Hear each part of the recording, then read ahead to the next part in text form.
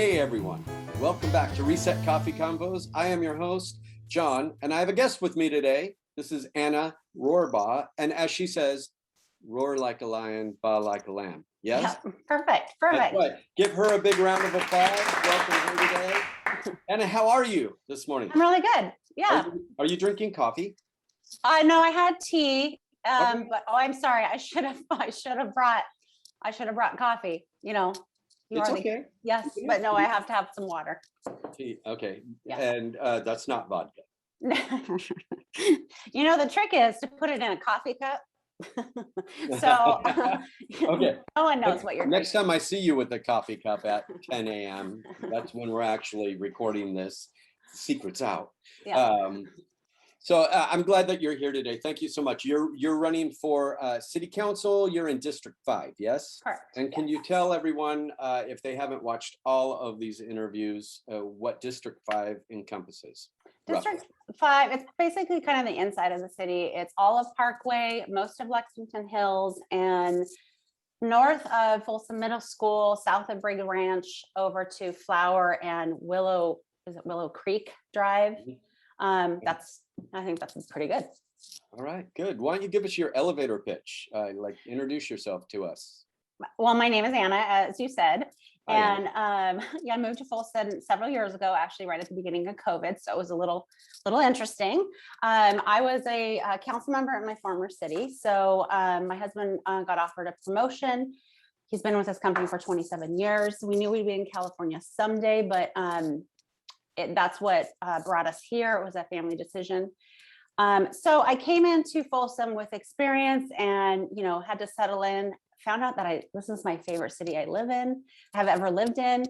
And, having some council background and knowing what goes on behind the scenes, I looked at the city with that council member eye. And I wanted to really figure out if that's how I wanted to serve again or build a business again like I had in the past. So as time went on, my passion kept leading me back towards politics. And I think because I did fall in love with the city, and this is where we're going to be from now on. So, it's unique for someone to come in with city council experience out of the blue. But, I want to preserve what we have, the amazing features in Folsom. I mean, and your audience members know, there's not one person I don't think that doesn't love the quality of life here. The river, having the Lake Natoma and Folsom Lake and all the activities. But my favorite thing, I think, is the trail system and just being able to walk. Everyone is so friendly. My husband's convinced it's the sun, but I come from Washington State. But, just having that access is really a sense of community. And I want to preserve that going forward. Good, thanks. So having experience then, why don't you tell everyone in your experience what the role of a council person is? Oh, well, that's a good question. The role of a council member, basically, and there's many things, but the main thing is they set the policy and direction for the city. Transparency is key, accountability and responsibility is key, but really they're responsible at the end for the budget and setting the priorities and the vision forward for the city. All right, let's talk about budget. Yeah, let's talk about it. All right. Yes. So I've been asking this question. Unless this is the first interview that you're watching, then you don't know yet that I've been asking this question, but I plan to ask everybody this question. If we have a surplus in the budget, and there's a rainy day fund, it's currently over what was agreed upon. Right. We're our minimum is 15%, and we're around 23, 24%. Okay. In our reserves, yeah. Good. So how do we spend that excess? If so, where do we spend it? Is it good that it's just over right now? Are we protecting ourselves, waiting for something? Go ahead. I love this form of question because you're kind of letting me go on this one, which I'm excited about. I don't think a city should have the proper reserves. My understanding is that the time during not the recession, I'm sorry, but during the pandemic, on the lowest we got to was 14.4% on our reserves. So that means we had a lot of money still in there. So that's really, really good. The forecast of, we're heading into a recession, that kind of thing. But I don't think that we should sacrifice for safety. I mean, for savings, our safety and all the amenities that people love. So, I think the staff, of course, is always going to be a little bit more conservative. They're managing it for a reason, but the leadership needs to be a little bit more future looking. And that's the difference between a manager and a leader, is the manager maintains, the leader casts a vision and goes forward. So I think there's a discussion that needs to happen after I've looked into more things all summer long, all year long, actually. We're in a deficit for our police department. We have 5 beats in the city, only 4 are being patrolled. We have 13 less officers than we did in 2006, with 20,000 more people growth.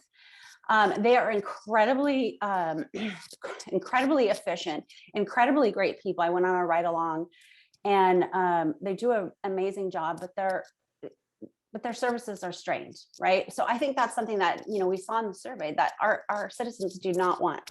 They have high expectations, please say that word for Yeah, me. Expectations. So, Thank you. Any variation of that word. Yeah, expectation. They have high expectations in the city, as well they should. That's one of the reasons we moved here. And I don't think the budget in the last 4 years has met that expectation.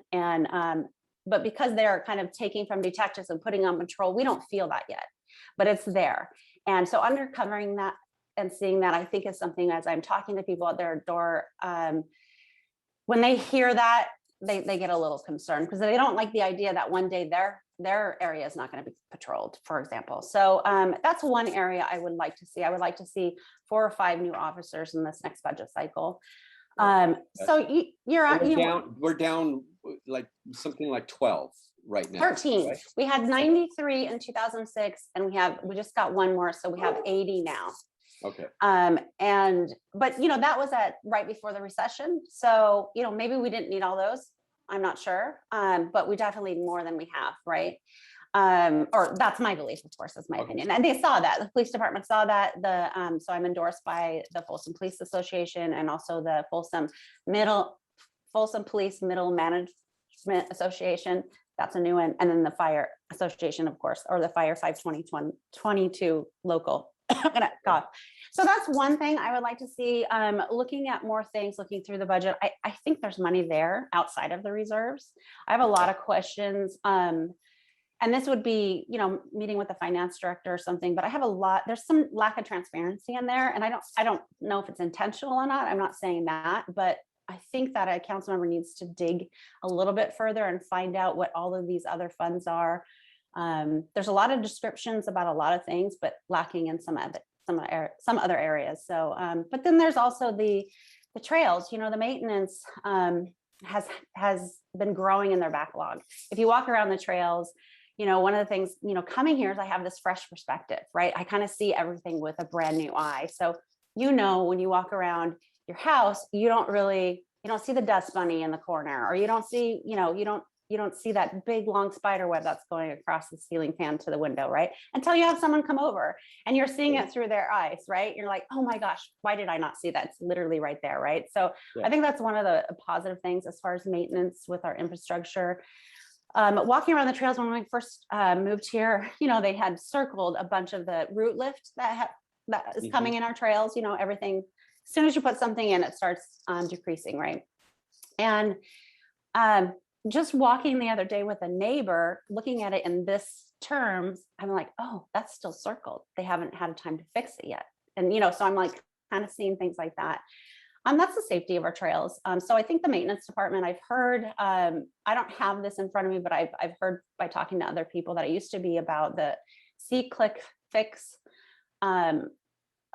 button they have on the website that you can request services. It used to be 7 days, 5 to 7 days, and now it's taking 27 days. So looking into that further, I think the maintenance department is strapped as we keep having more services come in, especially like south of 50. I think the promise was made that it wouldn't affect the services here. And I think we're seeing some of that. So I think a little bit more attention to that. Economic development is the third one. We need to keep, actually, if we had a surplus, I would definitely champion the Johnny Cash Art Trail. Okay. That is something that, after doing some work and investigation, the community invested in, they donated it, the personal funds. We did get enough to, I believe, from ARPA funds to fund one of the art projects. There's 7. But I think the community is wondering what's going on after 4 years. So we need someone to kind of bring that back to life, make sure that we have the staff prioritize it, whether it's an art fund or, what are our opportunities and what are the things that we can do to keep moving that forward. So that's definitely something I can champion. When we're moving here and I said Folsom, the first thing everyone said, you mean Johnny Cash or the Folsom prison? And so everybody knows that, this is up in Washington State and we need to capitalize on that, bring in more tourism. But there's lots of economic development stuff, and I'm sure we'll get to it that I'll kind of leave for that. Okay, good. Thanks for all of that. So let me go back to something that you hinted at. Do you think that our city now is forward thinking? Well, I guess I have to be honest with you. Looking at the last, mostly, please do. Yeah, that actually is one thing that you will, voters will always get from me. The residents will always get from me is 100% honesty. I believe in fighting for the integrity of the city. I had to do this in my old position as a council member, and so I've proven to myself and to my constituents that that's who I am. So honesty. What your question was? Do I think there's a lack of vision? I do. And I think it's because I don't think it's individual. I think there was an opportunity for my opponent to take a big, strong leadership role when Sarah Kino and Mike Kozlowski got elected 4 years ago. Because she was Ernie was there, but as we know, he was ill. So, probably wasn't his priority. And that's fine. Ernie Sheldon, for those of you Thank you. that don't know which one. And Roger Gaylord was there and watching some of the council meetings. Obviously, Carrie and Roger had issues, but I think that would have been a really smart time for her to step up and cast a vision for the city going forward.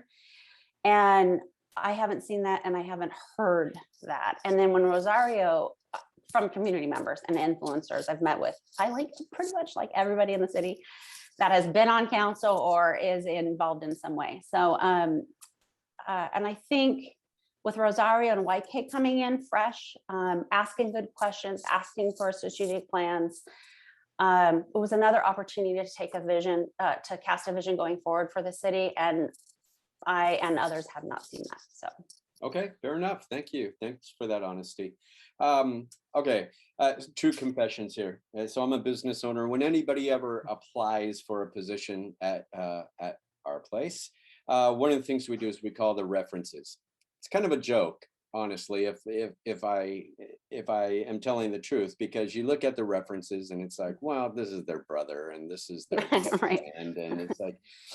And so I still call the references because I want to know what kinds of things they say about that person. But okay, so all of that to say, when I hear somebody's endorsed by somebody like the police or the fire, I'm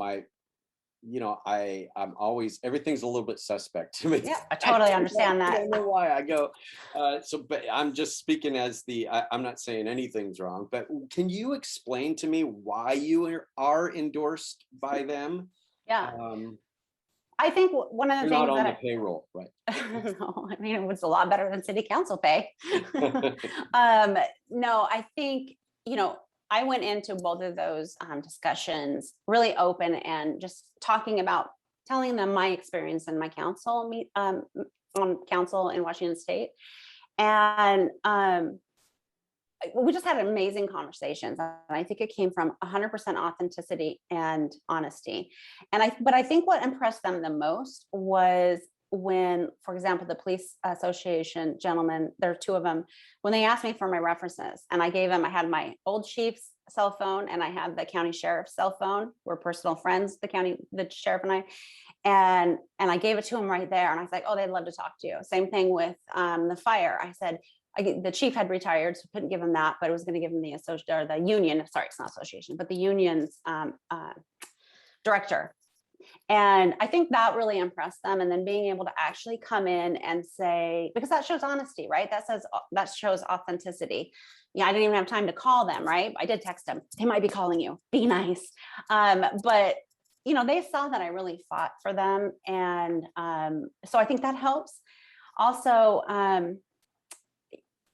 Well, I think just meeting more and more, wanting to go on a ride along, even going in and sitting at a sit along with the dispatchers and having real conversations with them. It took them about an hour before I could tell they were really able to trust me. But once they did, we were able to have really good conversations about the truth. Of course, they gave me their perspective of the police department and the fire department.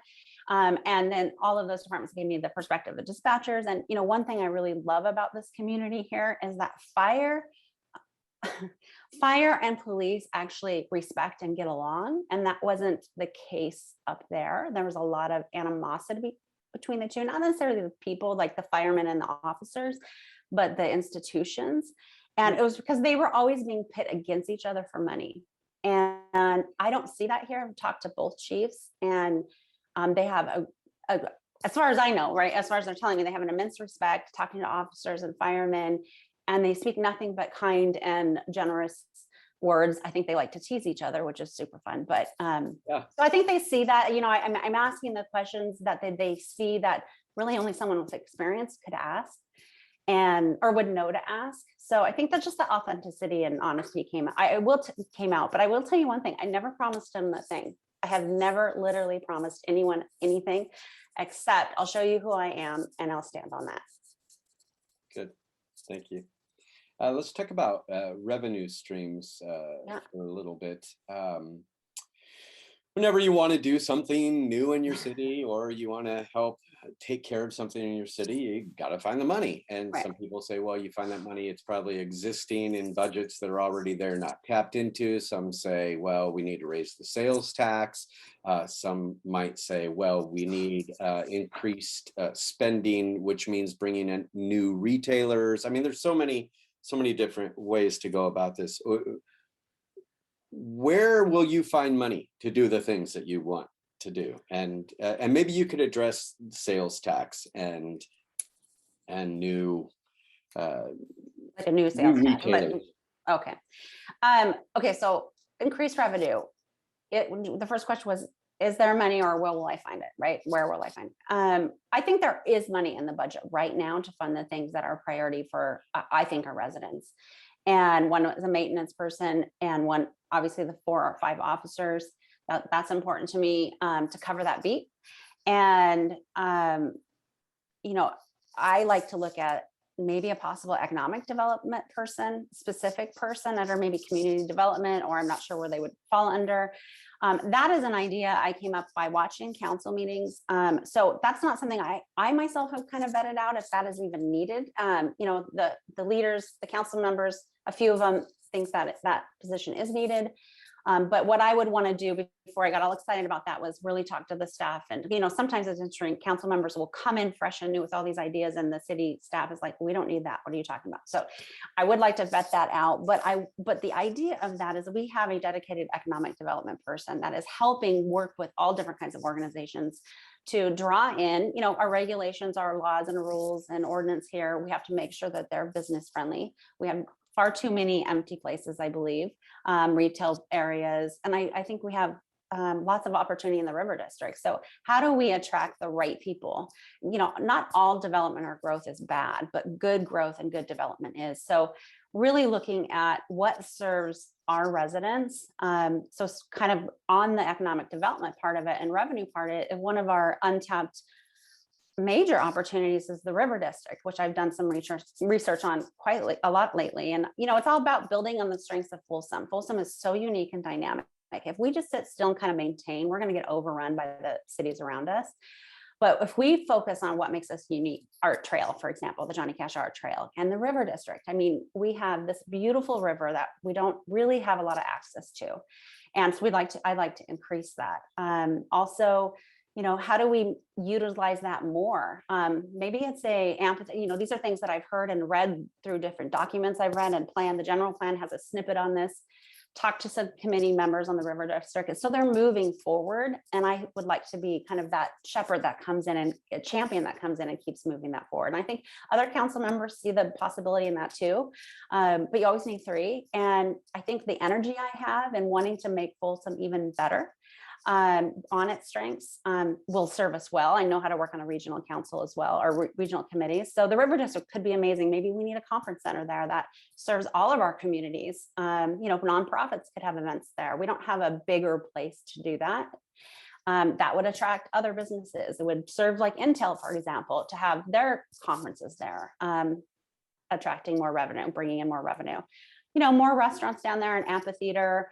Those are some of the ideas. A boathouse. We just went out on a week and a half ago on Lake Natoma, and we have 4 vehicles. Like we have 3 paddle boards and a kayak, but we had 6 people, so we doubled up on kayaks. And I was, gosh, it would be really nice if I could just rent another paddleboard right here. And so things like that serve our community, and really, bring in economic development, but a revenue, but serve the existing community. Okay. And then you talked about sales tax. I think I get this on the at the door a lot. I've been doorbelling. I think I'm over 1,200 now. I'm going to go after this. How would I have voted on the sales tax measure? I think that which was in 2018. Yeah, well, 2018, but the council deliberated this year on putting it on the ballot. Right. And so that I didn't go back and watch 2018. That was on the ballot and it was struck down. But this year, I think they made the right decision by not not putting it on the ballot. I don't think it would have passed with our inflation, our gas price. It's just not the right timing. But also on top of that, I did not see a strategic plan on how that money would be spent. And I don't think that makes people very unsettled. It makes me unsettled. So, I would like to see it be their specific fund, or the city and the council are really putting a strategic plan together, so that our city can really see where the priorities are and where we might need it. Yeah. Okay, good. Thank you. I want to go back to the River District. Yeah. When I was in high school, I was friends with the jocks and the stoners and the me too.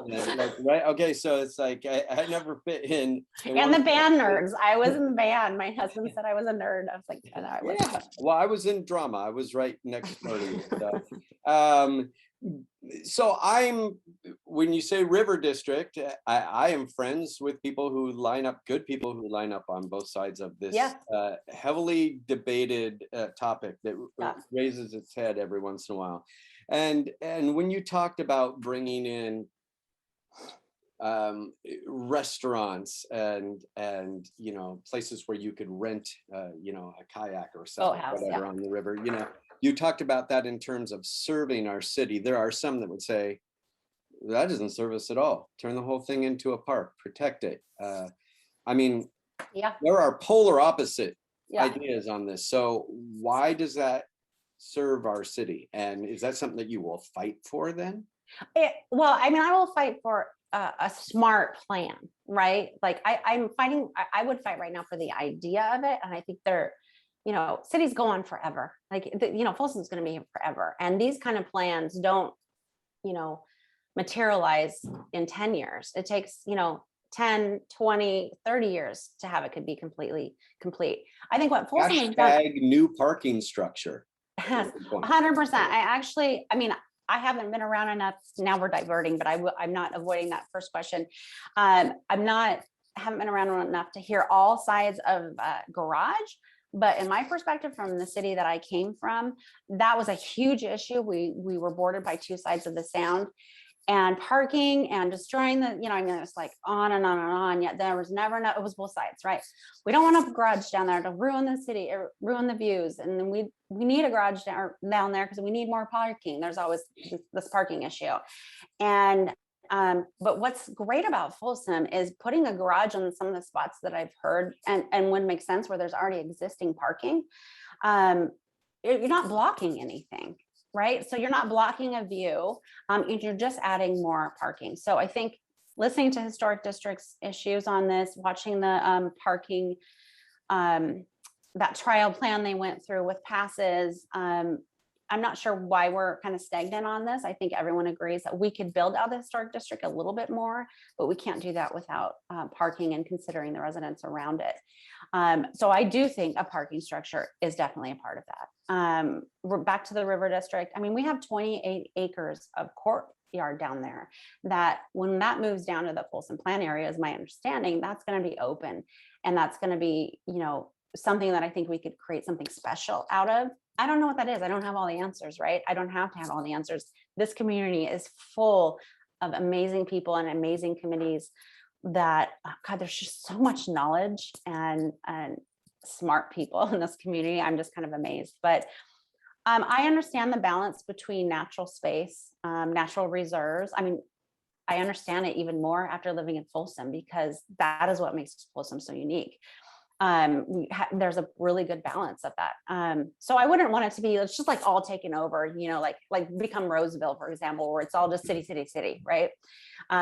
Definitely a balance, but how can we add some amenities in there like we've already done and make it even better? I hope that answers the question.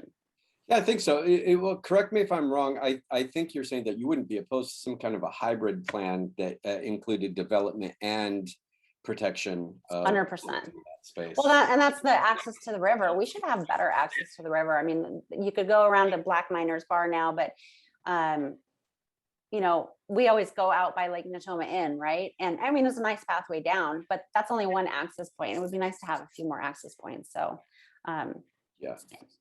And I'm sorry, I didn't mean to get us off track with the parking structure. The reason I made that little quip is because you mentioned things taking a long time, conversations going on forever. And that has been a conversation that. Well, and that goes back to one of your questions before, is there a vision?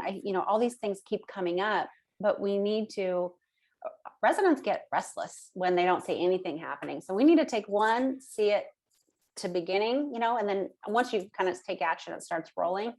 And so making sure that we're not leaving we have great ideas and we can talk about them all day, but if we don't take action, we're not leading at all. Okay. Are you a proponent of the city expanding its boundaries, its borders? Are you a proponent of growth? I know that's a loaded question. No, it's not. I mean, I understand why you're saying it's loaded. I think because of the history of the Folsom Plan area, doorbelling in Lexington Hills and actually in the Parkway, which really surprised me as well, is the number one thing that comes up. Isn't anything I talked about? It's growth and how it happened, why it happened. They say the residents didn't want it, but yet it was overwhelmingly they approved it. But this is a huge concern of people that surprise me. And this is why I love going door to door, because you really find out what is important. So growth, water, and homelessness are the three that I hear all the time. So I am in favor of good growth and good development. I think right now we're at our capacity as far as we're not really even able to manage our services with the growth that is coming. So I think we need to get that under control and make sure the current residents feel appreciated, served, protected, all of the things that we love Folsom for, before we have more growth. If you're talking about the only thing I've heard, and I'm sure he'll a lot more when I'm elected, but is the White Rock Road, right south of that, going even further. And I don't think maybe it's on the table and I don't know it. But I don't see that as a possibility at the moment, but in 10 years, 20 years, when everything kind of comes around us, I don't know what I would say at that point. I would have to see how the city is kind of developed, but I'm not bought or paid for by the developers or anything like that. So I would do what's best for our residents in Folsom today. Okay, good. So smart growth, is that what you said? Smart growth. Yeah. So there are people that are on the council right now, wonderful people who have been here for a long time. You're a newcomer, but that's not good, bad, right, or wrong. Right. That's just the facts. Why are you the best person for this job? Well, I think we touched on it a little bit. I have the council experience. It's not going to take me a year or two to kind of get my feet wet. I mean, of course, it's taking me a little while to figure out how to work with the other council members and the staff. That's just natural leadership. And that's, taking the temperature of the room as well. But I understand the role of a city council member. So that, and it does take a while, I believe, for someone to kind of feel powerful in that role of having their voice be heard. But I think that fresh perspective, this is where we're going to be, forever. I mean, this is where my husband's company is in California. We're here. Folsom is just, I can't almost imagine living anywhere else except maybe in Hawaii, where my husband wants to surf when he's, like 95. That's not a reality, right? It's always a dream. But so we're here, and I want to preserve what makes Folsom so great and bring it into the future. So, yeah, I mean, living here for 20 years, 30 years, that obviously is a benefit, but that is also not knowledge or information that I can't get elsewhere. The staff has all this institutional knowledge. So many people in the community have reached out to me and want to share what they love, what they want to see different. So I think that's just part of leadership, and going in and finding those people like you, and what you went through with your, keeping your business right after you started it, was my understanding, and really understanding different businesses and people like that. I mean, it gives you a great sense of this community and how they really rally around people. So that's why I led with, you said 30 seconds in your elevator speech, why I led with that. I'm not trying to hide anything. I'm from here. I'm not from here, but I am now. This is my home, and I live in California now. I can't believe it, but, and I love it. And I'm here to stay. I have a fresh perspective. I have experience, and I think I'm the right person, because 24 years is a long time as a city council member. And I think that my opponent needs to be celebrated for that and honored for that. But I think that we can't rely on what's happened in the past and that past experience to move forward. I appreciate that. Thank you for being kind when you talk about your opponent. So I always appreciate that. Well, I have enjoyed our time. I wish I could. There's so many questions that I could ask. I know. Yeah. I am asking everyone a fun question. Oh no. A question that doesn't really mean anything. It's a these are the best though. It's a section I like to call Politicians Answer Medical Questions. So I don't know what this means. Okay. Good deal. I have chronic back pain. I mean, it is hurt for. Well, I'm sorry. I don't mean to laugh at that. That's not funny. That's not funny. I'm sorry. I'm just waiting for the question. Yeah. What do you suggest I do to give my back relief? Oh my God, I love you. Okay, I actually, from walking so much lately, I can run, I can work out, I work out at Lifetime, whatever. But just the consistent walking and standing and walking and standing and walking and standing, and it's 100 degrees outside. My lower back has just been like, everything is tight, hamstring, everything, right? So what I now look forward to, I have like a little rhythm I'm in.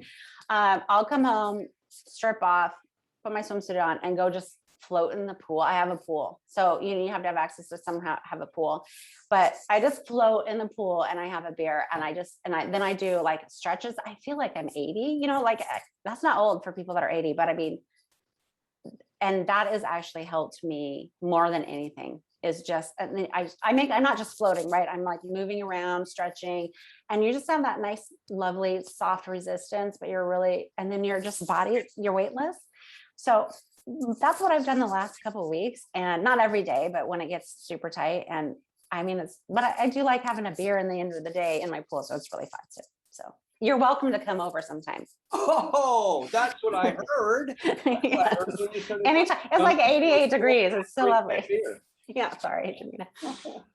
Everybody, this has been Anna Rohrbough. Thank you so much. And I appreciate you taking the time, and everybody does. This is a really helpful forum for us to be able to see all the candidates as human and hear a little bit more. So. Yeah, well, I really appreciate it. And now we can, when I come in, I can talk to you personally, because now I know you. So let's do that. I'll look forward. Thank you, John.